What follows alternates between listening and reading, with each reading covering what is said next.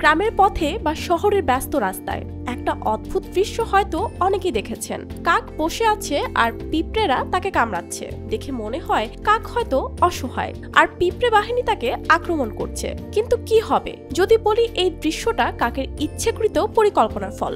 অবাক লাগছে? চলুন রহস্যটা খুলে বলি। কাকের মতো চালাক পাখি খুব কমই দেখা যায়। প্রকৃতির সাথে মানিয়ে নেওয়ার অদ্ভুত ক্ষমতা তাদের আছে, আর তাদের বুদ্ধিমত্তা তো প্রাণী জগতে বিখ্যাত। তবে মজার ব্যাপার হলো এই কাকরাই ইচ্ছে করে পিঁপড়ের বাসার সামনে গিয়ে বসে, এমনকি পিঁপড়েদের বিরক্ত করে যাতে তারা বাধ্য হয়ে কাককে কামড়ায়।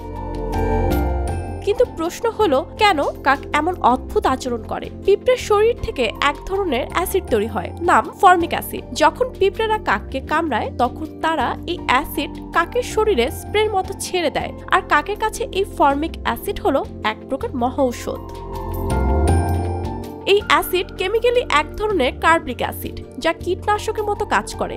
কাকের শরীরে প্রায় বিভিন্ন প্যারাসাইট বা ক্ষতিকারক জীবাণু হয়। ফর্মিক অ্যাসিড সেই প্যারাসাইট ধ্বংস করতে দারুণ কার্যকর। তাই কাকেরা নিজের ইচ্ছেতে পিঁপড়েদের দাওয়াত করে এনে তাদের ফ্রি ট্রিটমেন্ট নেয়। আমরা যে দৃশ্য দেখে ভাবি কাকটা বুঝি খুব বোকা, আসলে সেটা তার অসাধারণ বুদ্ধিমত্তার পরিচয়। নিজের রোগ ব্যাধি সারাতে কাকেরা পিঁপড়েদের ব্যবহার করে, আর প্রকৃতির সাথে মানিয়ে নিতে শুধু দক্ষ নয়, বেঁচে থাকার পথটাও বুদ্ধি দিয়ে খুঁজে নেয়।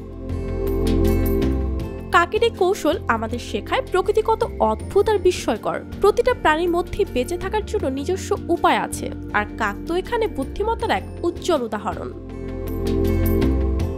লামিয়া তানজিন মাহমুদ, RTV।